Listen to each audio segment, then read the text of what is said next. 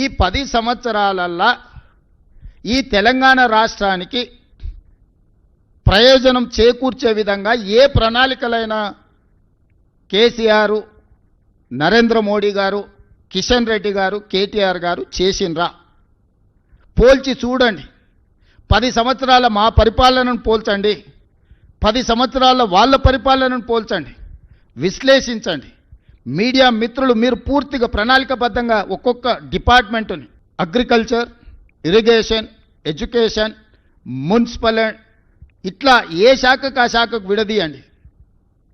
ఏదైనా ఒక ప్రణాళికతోని వీళ్ళు ఏమైనా వ్యూహరచన చేసిండ్రా? 16,000 కోట్ల మిగులు బడ్జెట్తో అప్పచెప్తే 8,11,000 కోట్ల రూపాయల అప్పుతోని మాకు అప్పచెప్పారు. ఏ ఒక్క రోజు కూడా భవిష్యత్ ప్రణాళికలను ఏమైనా రచించిండ్రా?